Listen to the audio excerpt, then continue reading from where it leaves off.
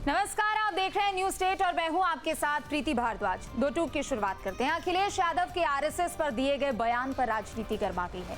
अखिलेश यादव ने chat GPT के हवाले से कहा कि आरएसएस पर 3 बार बैन लग चुका है। अखिलेश ने आरएसएस पर सांप्रदायिक सौहार्द खराब करने और नफरत फैलाने के भी आरोप लगाए हैं। अखिलेश यादव के इस बयान पर अब डिप्टी सीएम ब्रजेश पाठक ने तीखा पलटवार किया है। ब्रजेश पाठक ने कहा कि अखिलेश यादव चैट जीपीटी से राजनीति करने की कोशिश कर रहे हैं, लेकिन राजनीति के लिए अध्ययन और समझ जरूरी है। उधर कांग्रेस ने भी अखिलेश यादव के इस बयान का समर्थन किया है और अब बड़ा सवाल यही है कि फिर 100 सालों में आरएसएस दुनिया का आखिर सबसे बड़ा स्वयंसेवी संगठन कैसे बना। दो टूक में इसी मुद्दे पर चर्चा करेंगे, लेकिन सबसे पहले सुनते हैं बयान। एक तो महात्मा गांधी जी को 30 जनवरी 1948 by Nathuram Godse, who had earlier been associated with the Hindu Mahasabha and had linked with the RSS. तो दोनों संस्थाओं को बैन किया था सरदार पटेल जी ने, दोनों संस्थाओं को। और उन पर इल्जाम था कि उन्होंने राष्ट्रपिता महात्मा गांधी की हत्या में उन साजिश की है। इंडियन पेनल कोड 188 के तहत बैन हुए थे। तो ये तो चैट जीपीटी बता रहा है, हम थोड़ी बता रहे हैं। अब केस कर दो चैट जीपीटी पे। उस समय कहा कि spreading communal hatred and violence, क्या इन बीजेपी के लोग नई कम्युनल हेट्रेड फैला रहे हैं? अखिलेश यादव जी, कृपया इस पर आप ध्यान दें। पीएफआई और जो सिमी जैसे संगठन है उन पर आपका क्या स्टैंड है? कभी उनके बारे में आपने नहीं बोला बैन करने के लिए, केवल वोट बैंक की आप पॉलिटिक्स करते हैं। उत्तर प्रदेश के लोग अच्छी तरह जानते हैं कि समाजवादी पार्टी का पढ़ाई लिखाई से कोई लेना देना नहीं है। आप हमेशा जो राजनीति करते हैं वो आप कट पेस्ट की राजनीति करते हैं। चैट जीपीटी से राजनीति नहीं हो सकती। आपको अध्ययन करना होगा और बोलने से पहले समझना होगा प्रदेश का इतिहास और देश का इतिहास। धर्म जाति के आधार पर प्रदेश को बांटना, देश को बांटना छोड़ दीजिए। आरएसएस और भाजपा का काम समाज में विद्वेष फैलाकर, नफरत फैलाकर सत्ता में बने रहने का है। ये बात कतई गलत नहीं है और ये 100 साल से यही काम कर रहे हैं। समाज को बांटने का काम कर रहे हैं, नफरत फैलाने का काम कर रहे हैं। संघ की शाखाओं से निकले हुए लोग लगातार नफरत फैलाते हैं, लगातार समाज को बांटने की बात करते हैं। तो ये कतई गलत नहीं है कि ये संविधान विरोधी हैं, ये देश विरोधी हैं और लगातार नफरत फैलाने का काम करते हैं।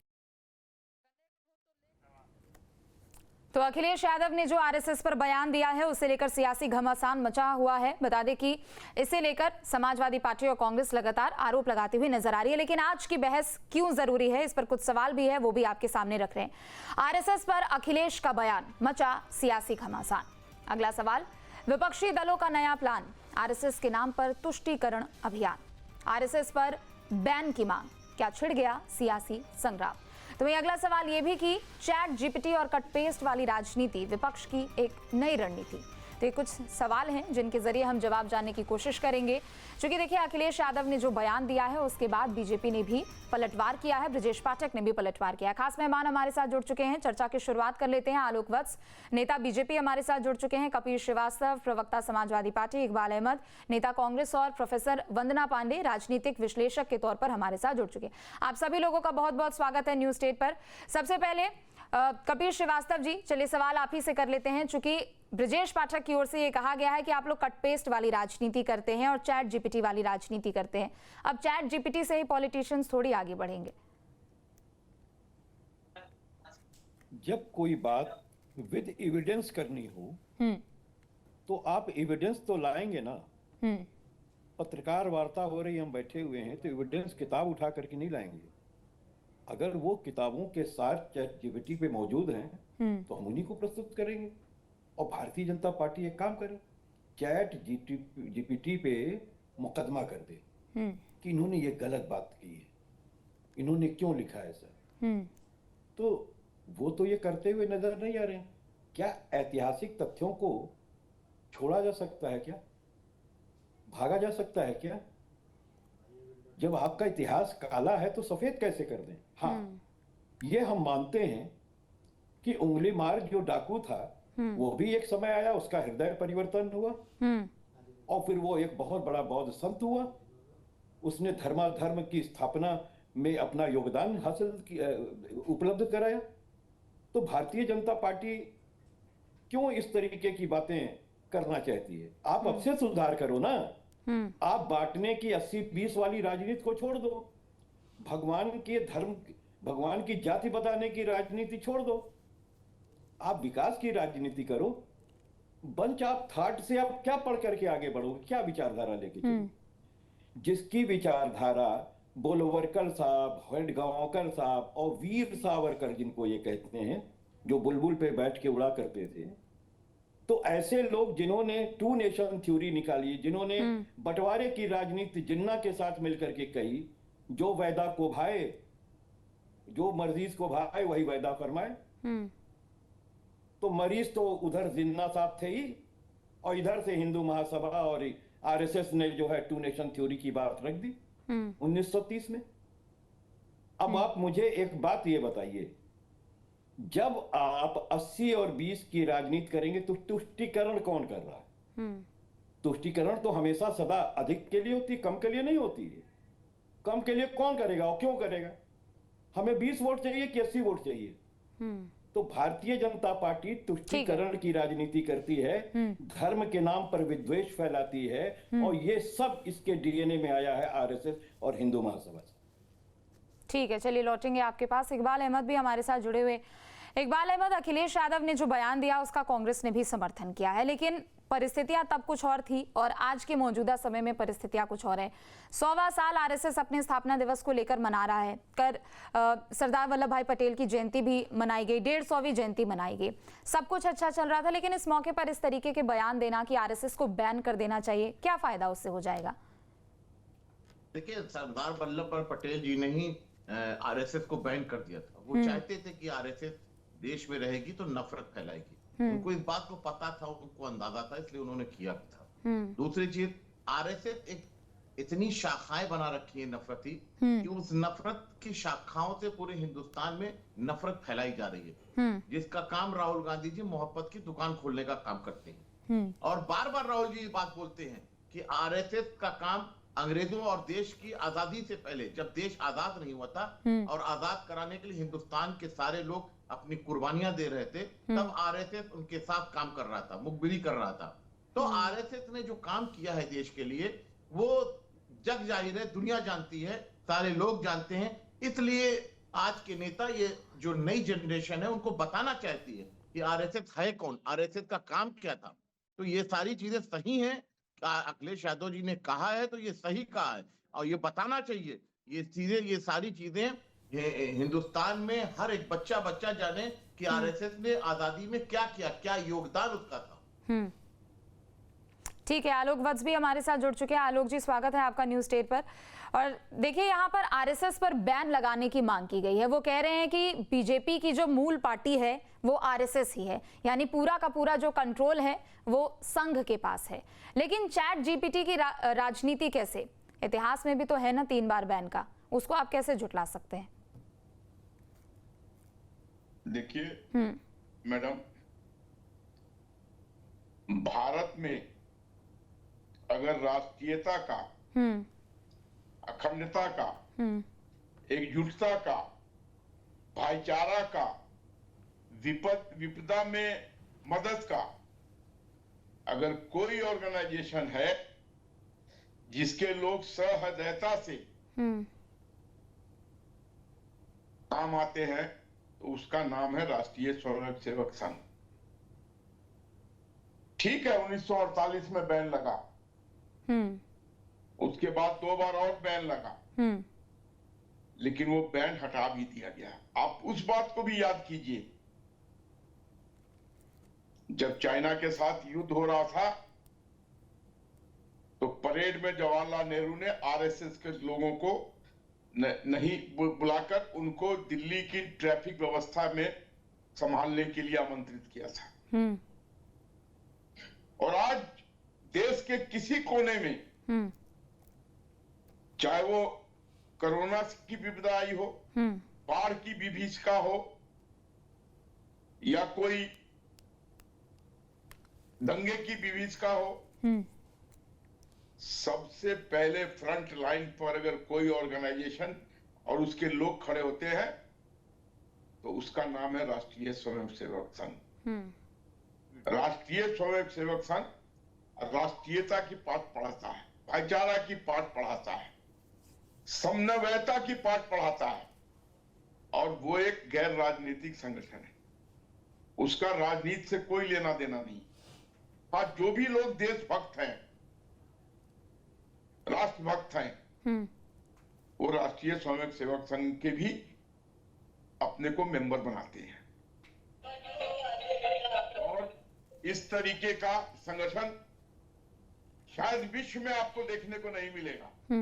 याद कीजिए, जितने भी त्रासदी आई है यहाँ पे, जब कभी भी कोई विपदा आई है, चाहे उत्तरांचल में हो, चाहे बिहार में हो, चाहे मद्रास में हो, चाहे देश के किसी कोने में हो, तथ्य बताते हैं कि उसमें अगर कोई संगठन सबसे आगे आके खड़ा हुआ है निस्वार्थ भाव से, उसका नाम है राष्ट्रीय स्वयंसेवक संघ।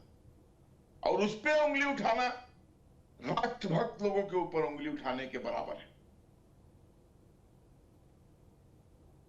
ठीक है। शादी का जीवन, अविवाहित जीवन, देश के लिए अपने को सर्वस्व निछावर करना, अगर कोई संगठन है उसका नाम है राष्ट्रीय स्वयंसेवक संघ। ठीक है, कपिल जी जवाब दीजिए। वो कह रहे हैं कि बिना किसी स्वार्थ के, बिना किसी लोभ के ये संगठन काम करती है, संघ काम करती है। लेकिन आपने चूंकि 80-20 की राजनीति का यहाँ पर सवाल किया था और उसे लेकर आरोप भी लगाए थे, लेकिन दूसरी तरफ आप ये भी तो देखिए कि आरएसएस के अलावा तमाम ऐसे संगठन हैं जिन पर देशद्रोह को लेकर चाहे कितनी भी बातें क्यों ना हो, उस पर पुख्ता सबूत भी है। कोर्ट की ओर से बकायदा आदेश भी दिया गया है। पीएफआई को लेकर सिमी का भी जिक्र किया है ब्रजेश पाठक ने, उसके बारे में कभी कोई कुछ क्यों नहीं बोलता? चैट जीपीटी पीएफआई के बारे में क्या कहती है, सिमी के बारे में क्या कहती है? देखिए, जहां तक पीएफआई का संबंध है, कई मामले ट्रायल हुए और सबसे बड़ी बात यह है कि सरकार डबल इंजन की चल रही है। डबल इंजन की उत्तर प्रदेश में भी है और बहुतायत जो है राज्यों में है। मुझे आप ये बताइए कि मांग तो तब उठेगी ना जब सरकार कार्रवाई ना कर रही हो उन पर।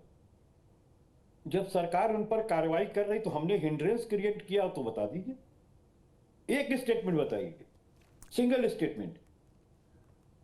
अरे सरकार जिस पर कार्रवाई कर रही है उस पर तो हमने प्रश्न नहीं उठाया, क्योंकि हमें मालूम है कि आप सही मुकदमा दर्ज करो या गलत मुकदमा दर्ज करो, माननीय न्यायालय के समय विचारण होना है और उस समय जो साक्ष्यों का परिशीलन माननीय न्यायालय करेगी उसके आधार पर दोष सिद्धि होगी या दोष मुक्ति होगी। तो मुझे बता दीजिए, दोष सिद्ध अगर कोई हुआ हो आज तक तो चैट जीपीटी से पूछ करके आप बता दीजिए। नहीं, लेकिन सवाल तो यही है ना, कहाँ हुआ। नहीं प्रीति, मैं बहुत गंभीर बात आपसे कह रहा हूं। जब किसानों का आंदोलन हुआ जिसमें 700 किसान शहीद करा दिए गए, ये आरएसएस की मानसिकता ही थी जो मोदी जी के खून के नस के गोसे गोसे में भरी हुई थी, जिसने 700 किसान शहीद करा दिए और उस पर भी संतुष्टि नहीं मिली तो भारतीय जनता पार्टी का एक नेता सीतापुर में 4 किसानों पे थार गाड़ी चढ़ा दी। नहीं तो इसमें आरएसएस की मानसिकता कैसे हो सकती है? आरएसएस की मानसिकता इसमें कैसे हो सकती है? आरएसएस की मानसिकता अगर शांति प्रिय होती तो वो कलम की पूजा करते। तो सरकार में आरएसएस थोड़ी बैठी है, लेके चलते। सरकार में आरएसएस थोड़ी बैठी है, मोहन भागवत थोड़ी चला रहे हैं सरकार। नहीं, मेरी बात सुन लें, आप फोर्स नहीं है। देखिए, आपको एक छोटा संदर्भ देता हूं। मां शारदा जो कृष्ण परमहंस जी की पत्नी थी, उन्होंने विवेकानंद जी से कहा किचन में कि बेटा जरा चाकू उठा दो। तो विवेकानंद जी ने जब चाकू उठाया तो उसका फाल उनके हाथ में था, अपने हाथ में रखा और जो डंडी वाली हिस्से होती है वो मां शारदा को दिया। उससे पता चलता है कि विवेकानंद जी ने ये एहसास था कि मां का कहीं हाथ न कट जाए पकड़ाने में। तो इतना संदर्भ देखना चाहिए। अगर आप वाकई देश के लिए काम कर रहे होते तो कलम उठाए होते। आप तो लाठी लेके डरवाते हो, सुबह सुबह चले आते हो। क्या योगासन और अन्य सिद्धि हमारे यहाँ हासिल नहीं है? सनातन के अंदर लाठी चलाने की परंपरा कहाँ रही है? ठीक है, आलोक जी इसका जवाब देंगे। ठीक है, आलोक जी जवाब दीजिए। विचारधारा को लेकर साफ तौर पर सवाल उठाया गया है कि अगर आप लोग इतने ही राष्ट्र प्रेमी है तो फिर आपकी विचारधारा मेल क्यों नहीं खाती है? विचारधारा, कैसी विचारधारा की बात कर रही हैं आप? जो कपिल जी ने कहा। लोग हैं, देशभक्त लोग हैं, लोगों को राष्ट्रीयता का पाठ पढ़ाते हैं, मातृभूमि की वंदना करने की बात करते हैं। वो तो कह रहे हैं हाथों में मातृभूमि लाठी को- लेके आप क्या पाठ पढ़ा रहे हैं? देखिए, लाठी लेके चलना तो एक अपने आप में एक रक्षात्मक कदम है। हम किसी को लाठी तो नहीं मारते हैं, हम किसी को गोली तो नहीं मारते हैं। आज तक आपने सुना है कि राष्ट्रीय स्वयंसेवक संघ के लोगों ने किसी को पीट दिया हो या कहीं दंगा करा दिया हो?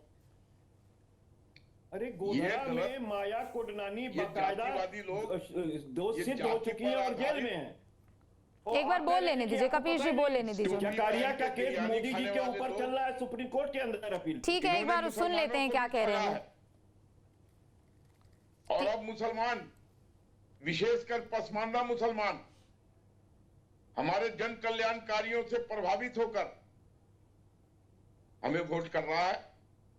और इस चुनाव में भी 3 तलाक से निजात पाई महिलाएं, पसमानदा केंद्रीय मंत्री जन का नाम बता कल्याणकारियों दीजिए। से प्रभावित लोग, मुस्लिम समुदाय के, ठीक है।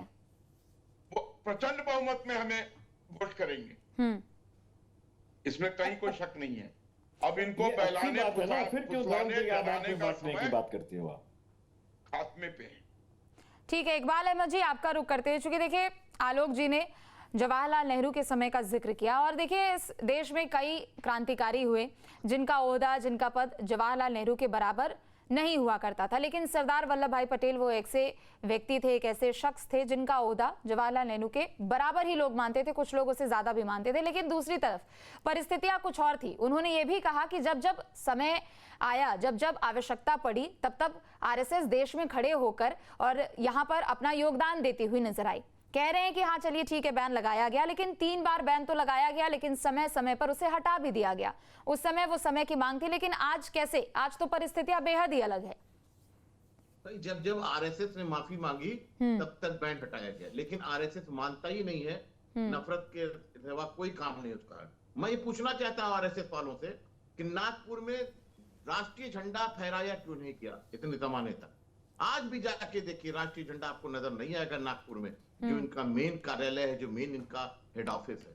आप देश की बात करते हैं और लिखते हैं आरएसएस राष्ट्रीय सेवक संघ, और देश का झंडा, इतनी नफरत इनको देश के झंडे से है और कहते हैं घर घर तिरंगा। अरे आप दिखावा क्यों करते हो भाई? अभी 100 का सिक्का इन्होंने उद्घाटन किया, 100 के सिक्के का, और उस पर भारत माता की तस्वीर लगा के और भारत माता के हाथ में आरएसएस का झंडा, देश का झंडा होना चाहिए। गांधी जी की फोटो गायब कर दी गई, आरएसएस के लोगों को हाफ पैंट में खड़ा कर दिया गया उस सिक्के पर। आरएसएस का यही चरित्र है कि देश में नफरत फैलाओ। इनकी शाखाएं इतनी ज्यादा हैं। कहाँ नफरत फैल रही है? मतलब कहाँ नफरत फैल रही है? आप लोग कह रहे हैं सौहार्द बिगाड़ने का काम किया जा रहा है, कैसे? आज जो सरकार बनी हुई है ना बीजेपी की, ये सरकार रिमोट कंट्रोल आरएसएस के पास है। जो रिमोट कंट्रोल वो चलाते हैं उसी हिसाब से सरकार चलती है। तो सरकार आज रिमोट कंट्रोल आरएसएस के ही पास है, और पूरी सरकार पूरे देश में हर स्टेट में जो भी बीजेपी की सरकार है या तो केंद्र में बैठी हुई सरकारें हैं, ये सब आरएसएस। लोग कहते हैं ना कि जब आरएसएस से बात होती है तब आरएसएस कहता है इसको मुख्यमंत्री बना दो, इसको प्रधानमंत्री बना दो, इसको मंत्री बना दो। आरएसएस की शाखाओं के लोग हर मंत्री के ऊपर बैठे हुए हैं और वो पूरा चाल उनके रिमोट में होता है। उनके मंत्री की हैसियत नहीं है कि कोई काम कर सके बिना आरएसएस के कहे हुए। तो सबसे बड़ा सवाल है कि आरएसएस के अलावा कोई चला ही नहीं रहा, आरएसएस ही सरकार चला रही है। तो इसलिए देश में नफरती ये जो आग लगी हुई है। तो दुख किस चीज का है इकबाल अहमद जी? दुख किस चीज का है कि सरकार आप लोगों के हिसाब से नहीं चल रही है या फिर वो किसी और के हिसाब से चल रही है? हमारे हिसाब से नहीं, जनता के हिसाब से चलना चाहिए। जनता के हिसाब से सरकार नहीं चल रही है। लोग परेशान हैं क्योंकि आरएसएस को इससे मतलब नहीं है कि जनता परेशान है क्या कर रही है। उनको मतलब सिर्फ अपने आप से है कि उनकी शाखा बढ़िया चलनी चाहिए। वो डंडा लेके सुबह के टाइम में डंडा नचावे, और कोई काम नहीं है। आरएसएस अपनी शाखा को बेहतरीन चलाना चाहती है, अपने लोगों को अपनी जगह पे बिठाना चाहती है, उन बेहतरीन कुर्सियों पर बिठाना चाहती है जहां उसका चाल चल सके, वो ठीक काम है। कर सके अपने आप का। ठीक है, प्रोफेसर वंदना पांडे जी भी हमारे साथ जुड़ चुकी है। स्वागत है आपका न्यूज स्टेट पर। देखिए, अखिलेश यादव ने कहा कि आरएसएस पर बैन लगा देना चाहिए। उन्होंने 3 बार का हवाला भी दिया कि 1948 में, 75 में, 92 में आरएसएस पर बैन लगाया गया था, लेकिन तब परिस्थितियां अलग थी। लेकिन आज के समय में ये मांग क्यों, कैसे और कहां तक सही है? देखिए, अखिलेश जी का वो वक्तव्य मैं भी देख रही थी, जिसमें वो चैट जीपीटी से हैं और चैट जीपीटी का जवाब दिखाते हैं। चैट जीपीटी से तो हमने भी पूछा है कि क्या जो हमारे अयोध्या के कार सेवकों पर जो वहां पर जो उनको मारा गया कार सेवकों का, तो क्या वो कौन किया? तो चैट जीपीटी बताता है कि मुलायम सिंह यादव किए। और उसी तरह से मैंने पूछा कि सिखों का नरसंहार, कत्लेआम किससे किया? चैट जीपीटी से। दोनों प्रश्न मेरे सामने है। मैं आपसे मोबाइल से अपनी जुड़ी हुई, नहीं तो मैं आपको दिखा देती। तो चैट जीपीटी ये कहता है कि कांग्रेस के कतिपय नेताओं ने किया है, कांग्रेस समर्थित नरसंहार है वो। तो चैट जीपीटी और एआई की अभी भी प्रामाणिकता पर बहुत सारे प्रश्न चिन्ह है।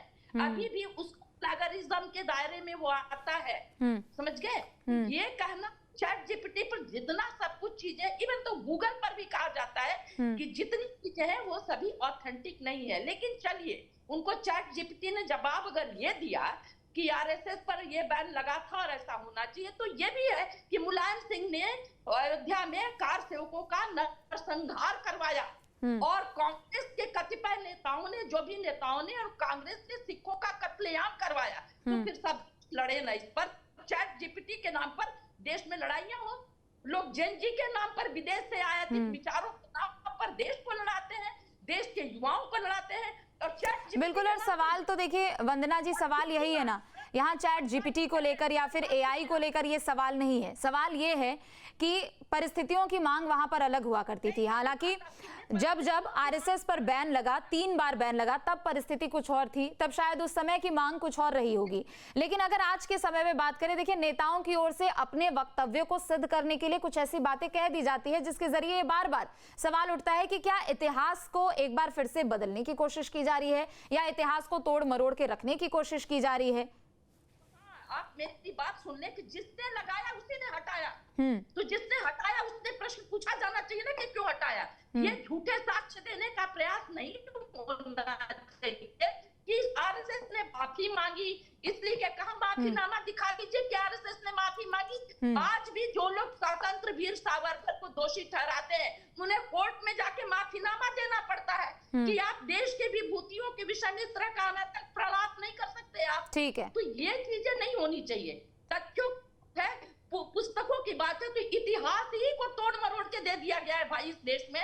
आज भी इतिहास पूरे तथ्य, देश में इतिहास के तथ्य ही भी विवादों पर पड़े हुए हैं कि इसकी बहुत सोच समझ के देश के नेताओं को, देश के राजनेताओं को, चाहे वो दल से है, सोच समझ के बोलना चाहिए। इकबाल अहमद जी, आप जवाब दीजिए। आप ही के ऊपर कटाक्ष है कि आरएसएस ने कब माफी मांगी। उनका कहना है कि जब जिस लोगों की ओर से बैन लगाया गया, तब समय की मांग के हिसाब से उस बैन को हटा भी दिया गया। लेकिन अगर आप प्रमाण की बात करते हैं तो प्रमाण इस चीज का भी दीजिए कि आरएसएस ने माफी मांगी थी। संविधान को बदलना चाहती है, जो संविधान लिखा हुआ है, आ रही हूं कपीश, संविधान को बदलना चाहती है। सबसे बड़ी बात है कि वो संविधान के पीछे पड़ी है कि किसी तरह से संविधान बदल जाए और उनके संविधान के हिसाब से संविधान लिखा जाए। यही राहुल गांधी चाहते हैं, यही राहुल गांधी की आवाज है। यही बार बार कह रहे हैं कि राहुल गांधी जी बार बार आवाज उठा रहे हैं कि संविधान नहीं बदलने देंगे, आरएसएस कुछ भी कर ले। और ये राहुल गांधी सबसे ज्यादा संविधान में संशोधन तो कांग्रेस के ही समय में हुआ है ना। संशोधन और संविधान बदलने में कौन बदल रहा है संविधान? आप बताइए ना, कौन बदल रहा है संविधान? कौन बदल रहा है संविधान? आरएसएस चाहती है कि संविधान बदल दिया जाए, वो अपने हिसाब से संविधान लिखना चाहती है। आप भी तो आरएसएस के नहीं है, आप भी तो नहीं है, आपको ज्यादा पता है। दलित और अल्पसंख्यक विरोधी है आरएसएस। प्रस्तावना बदली गई, कौन बदला? अल्पसंख्यक विरोधी आरएसएस है। हमें दलितों को दबाने की कोशिश की, अल्पसंख्यकों की प्रस्तावना बदली गई, मूल आत्मा को बदला गया। ठीक है, ठीक है वंदना जी, मैं लौटूंगी आपके पास। कपीश जी, आप कुछ कहना चाह रहे थे। देखिए, सबसे पहली चीज तो हम ये कह रहे हैं, माननीय राष्ट्रीय अध्यक्ष जी ने क्या कहा कि अगर ये सूचनाएं गलत है तो चैट जीपीटी पे भारतीय जनता पार्टी को चाहिए कि वो मुकदमा करे। हमने कब कहा कि चैट जीपीटी जो है वो एकदम सही प्रमाण है? जब ऐतिहासिक प्रमाण हो, तमाम किताबों में हो कि 3 बार लगाया गया बैन, लेकिन पुख्ता एविडेंस ना मिलने के कारण आप बरी भी हुए। उसी सरकार ने जिसने आप पे बैन लगाया, उसी ने आपसे अनुबंध लेकर के किया है। अगर इनको ना मालूम हो तो मैं इनको साक्ष्य भेज दूंगा कि बकायदा मांगा गया। और क्या ये भुला देंगी कि सावरकर साहब ने अंग्रेजों से 60 रुपए की पेंशन नहीं ली थी? क्या उन्होंने 6 लेटर लिख करके माफिया नहीं मांगी थी? ठीक है, बदल जाएगी। जो सच्चाई है उसको नहीं बदल सकती हैं आप। सच्चाई और नहीं क्या है आप ये ये। बदल देंगी कि अटल बिहारी जी के गवाही पर? ठीक है आलोक जी, अब आप जवाब दीजिए। अब देखिए, सच्चाई को तो कोई झुटला नहीं सकता है ना। अब वो कह रहे हैं, चाहे इकबाल अहमद हो, कपिल श्रीवास्तव हो, वो लोग यही कह रहे हैं।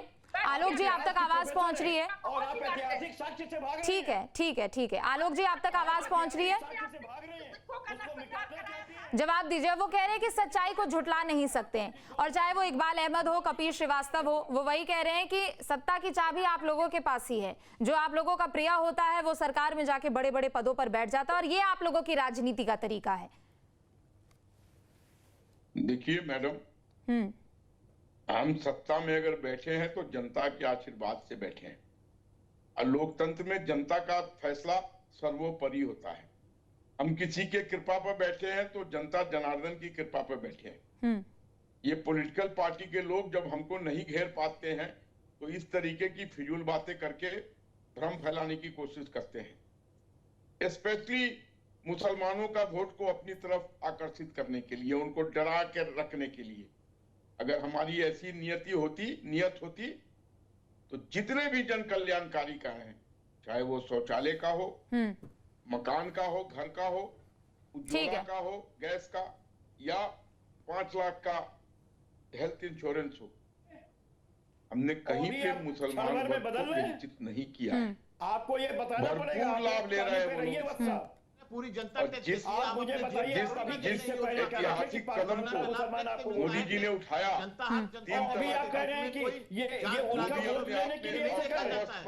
80% ठीक है, चलिए, बहुत बहुत शुक्रिया आप चारों मेहमानों का यहाँ पर जुड़ने के लिए। तो देखिए, अखिलेश यादव की ओर से आरएसएस को लेकर जो बयान दिया गया उसका कांग्रेस ने भी समर्थन किया है, लेकिन दूसरी तरफ सवाल यही है कि अगर आरएसएस को लेकर चैट जीपीटी की ओर से जानकारियां दी जाती है तो राजनेताओं को दूसरे संगठन के बारे में आखिर क्यों नहीं जानकारियां मिलती, जो कि सचमुच देश विरोधी ताकतों में शामिल होती है। 2 टूक में इतना ही।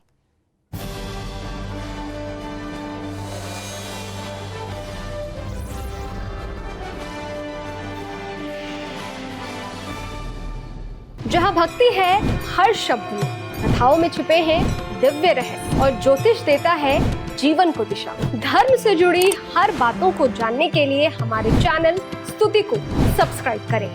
चैनल पर जाने के लिए इस लिंक पर क्लिक करें।